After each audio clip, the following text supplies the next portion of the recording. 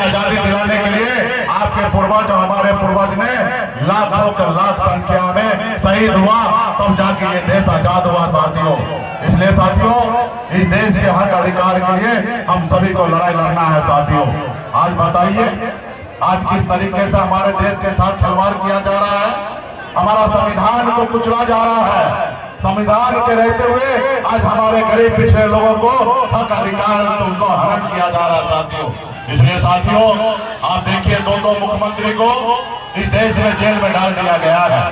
आज देखिए, मोदी जी ने क्या कहा था, वो 2014 में आए और आपको कहा कि आप हमको सत्ता में लाइए और देश के युवा को हर साल 2 करोड़ नौकरी देंगे। कहाँ गया नौकरी? 2 करोड़ नौकरी हर साल। उसके बाद कहा कि विदेश में काला धन है, उसको लाएंगे, सबके घर में 15-15 लाख रुपया दे देंगे। उन्होंने कहा कि किसान भाई को आमदनी जो है दुगुनी करेंगे साथियों, दुगुना करेंगे। लेकिन ये सिर्फ उनका नारा जुमला रह गया साथियों। देश में आज बेरोजगारी है, आज इतने लोग परेशान हैं, आज 5 किलो चावल को ही विकास मानने लगा है साथियों। इसलिए साथियों, हम सभी को लड़ाई लड़ना है और हम लोग तो अति पिछड़ा का बेटा है, युवा है। तेजस्वी जी, हम लोग बहुत लंबा समय है हम लोगों को, हम लोग संघर्ष करेंगे, लड़ाई लड़ेंगे और देश के लोगों को आगे बढ़ाएंगे साथियों। ये गरीब का सरकार नहीं है, ये पूंजीपति का सरकार है, अमीर का सरकार है, ये गरीब का सरकार नहीं है साथियों।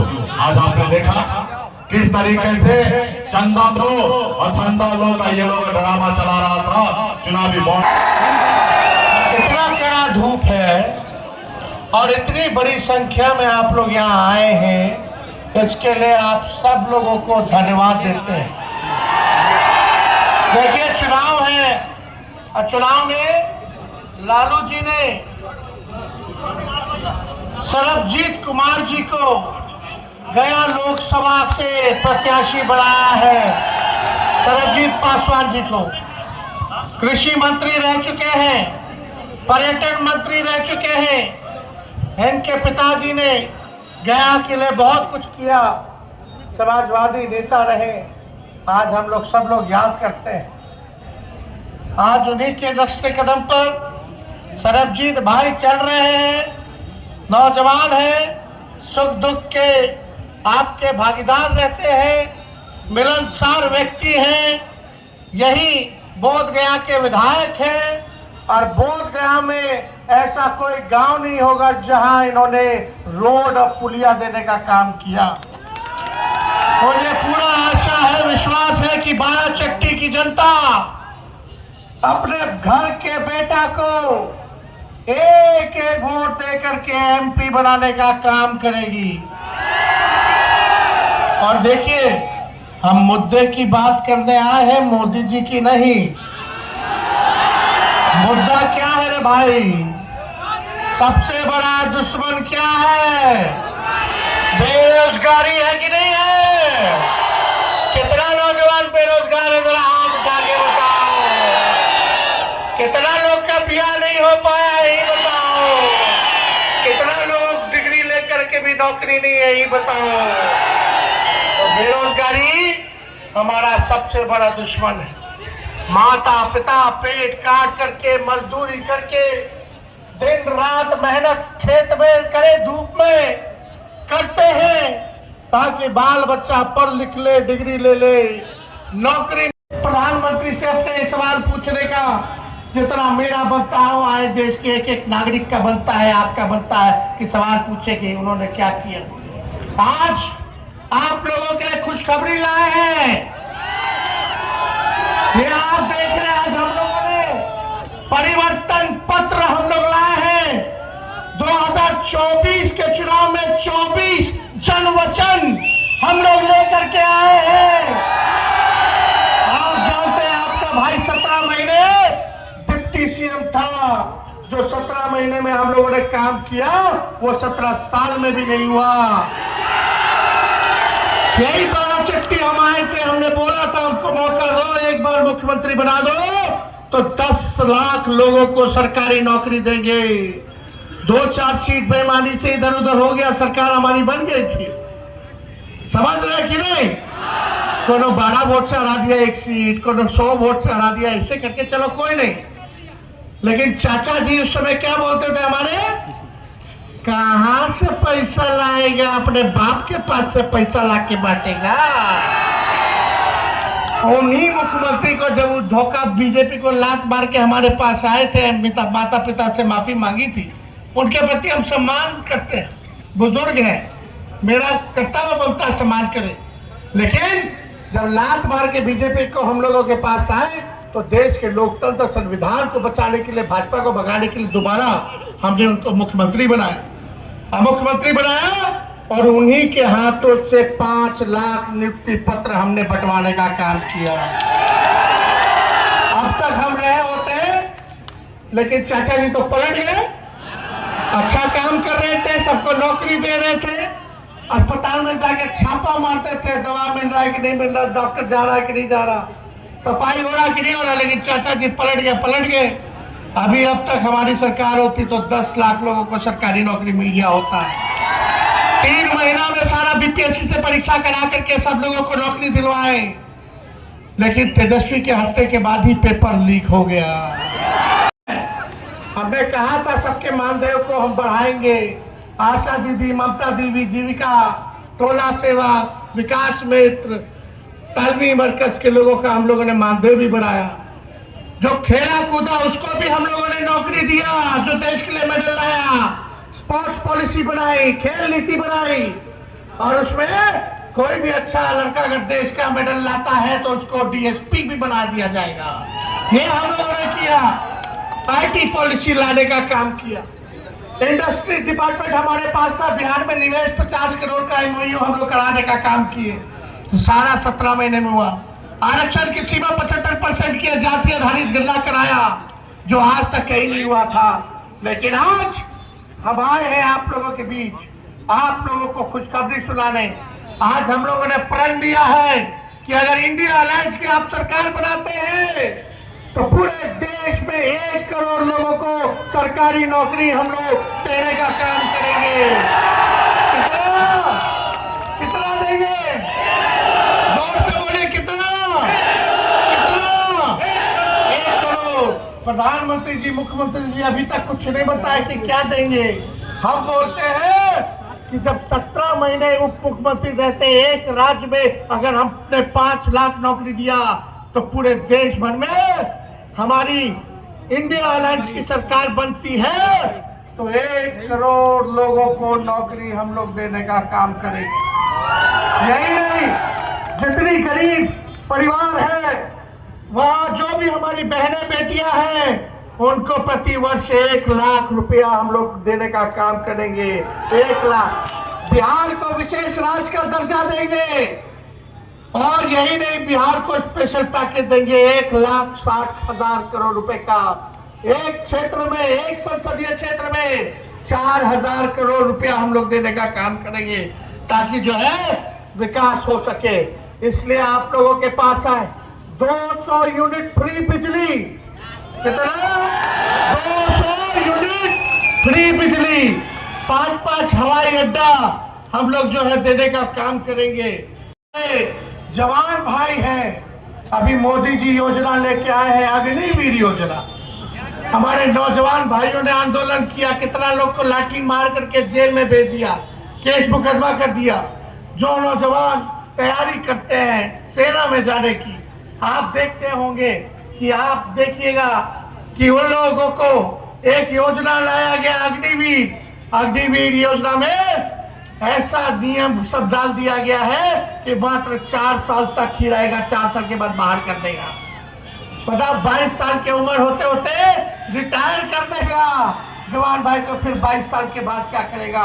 हमारी सरकार बनेगी तो अग्निवीर योजना को खत्म करेगी, और पहले जैसे बहाली चलती थी वही बहाली की प्रक्रिया हम लोग शुरू करेंगे। बताइए, आप लोग नौजवान हैं, जो सिपाही हमारा देश का रक्षा करता है बॉर्डर पर, अगर वो शहीद होता है तो ये अग्निवीर योजना में उनको शहीद का दर्जा नहीं है। पता है, शहीद का दर्जा मिलना चाहिए कि नहीं मिलना चाहिए? और जितना अर्ध सैनिक सीआरपीएफ है, सीआईएसएफ है, आईटीबीपी है, इनके भाइयों को भी, पैरामिलिट्री फोर्स वाले को शहीद का दर्जा नहीं मिलता है। हमारी सरकार बनेगी तो अग्निवीर योजना को खत्म करेगी और पैरामिलिट्री फोर्स और अर्धसैनिक बलों को हम लोग शहीद का दर्जा देंगे। इसमें बताओ, जो जवान जो हमारे सेना के जवान हैं, उनको 4 साल में बाहर कर देगा और उनको पेंशन भी नहीं देगा, कैंटीन की सुविधा भी नहीं दिया जाएगा, ग्रेच्युटी भी नहीं मिलेगा। ऐसी स्थिति बनी हुई है। इसलिए हम लोग एक एक काम जो है देश के लिए हम लोग करेंगे, बिहार के उत्थान के लिए करेंगे। हम लोग नए सोच के हैं, नया बिहार बनाना है, तरक्की की बात करनी है, जिसमें आप सब लोगों का भविष्य जो है सुनहरा हो, उज्जवल हो। मोदी जी आएंगे, कई बार बात करेंगे। बीजेपी का मतलब बड़का झूठा पार्टी, खाली झूठ पे झूठ बोलते हैं। ऐसा झूठ बोलेंगे कि गोबर को भी हलवा बना करके परोस देंगे। ये है मोदी जी का झूठ। आंख फोड़ देंगे और चश्मा दे देंगे और बोलेंगे कि देखो हमने जो है चश्मा देने का काम किया। तो ऐसा काम करते हैं मोदी जी। मोदी जी आपके लिए लोग गाना गाते हैं, साथ दीजिएगा कि नहीं दीजिएगा? गोविंदा के मूवी का गाना सुने कि नहीं सुने? सुने है ना? तुम तो जोर से बोलिएगा, साथ गाएगा। तुम तो धोखेबाज हो, वादा करके भूल जाते हो। रोज रोज मोदी जी तुम ऐसा करोगे, रोज रोज मोदी जी तुम झूठ बोलोगे, जनता जो रूठ गई तो हाथ मलोगे। अरे तुम तो बाज हो, वादा करके भूल जाते हो। बताइए सही बात है कि नहीं? मोदी जी को याद है नहीं कि पिछले बार आए थे, गया तो क्या कहा था? याद दिलाना रे भाई। 2 किलो रोजगार, 15-15 लाख, याद दिलाइए ना।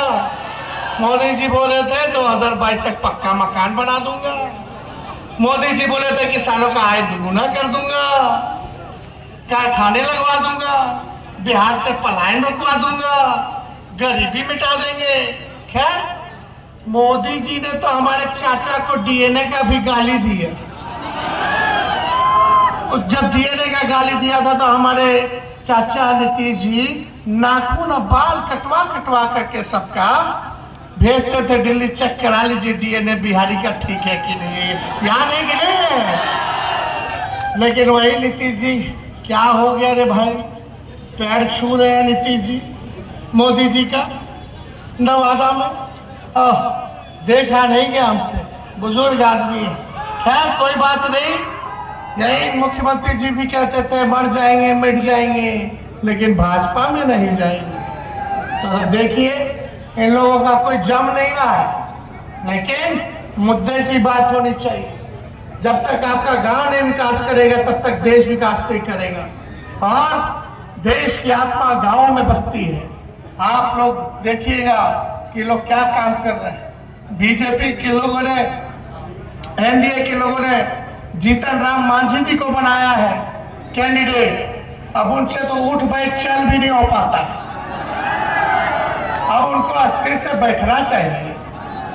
अब मोदी जी परिवारवाद कहते तो जीतन राम मांझी, संतोष मांझी और उनके समधन ज्योति मांझी जी, वो लोग क्या है रे भाई? परिवार नहीं है?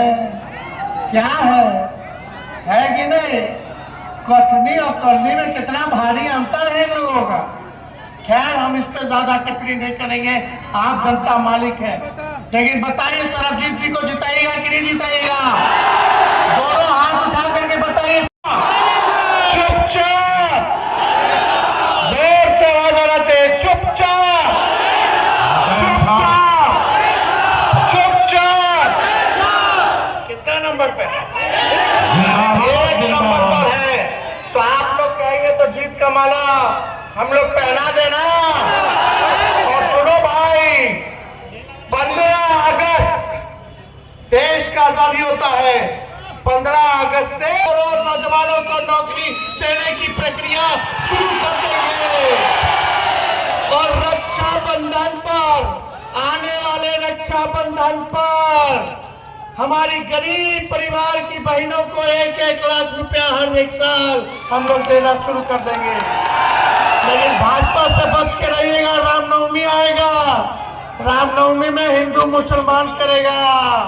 हम लोगों ने कलम बांटा है, वो लोग तलवार बांट रहे हैं। बताओ, तलवार बांट रहे हैं, दंगा फसाद होगा, थानेदार जेल ले जाएगा, पूरा परिवार परेशान रहेगा, पूरा घर खाली हो जाएगा, पुलिस को पैसा खिलाना होगा, वकील जी को पैसा खिलाना होगा, जेल में जाएगा।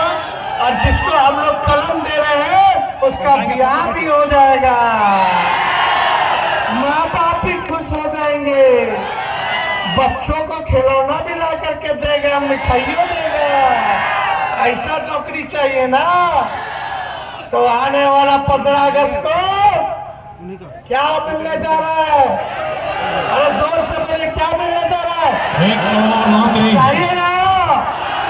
चलिए, बहुत बहुत धन्यवाद। चाहिए तो सरबजीत पासवान जी को जिताने का काम कीजिए। हम लोग माला पहना रहे हैं। बहुत बहुत धन्यवाद। जय हिंद, जय बिहार। राष्ट्रीय जनता दल जिंदाबाद। राष्ट्रीय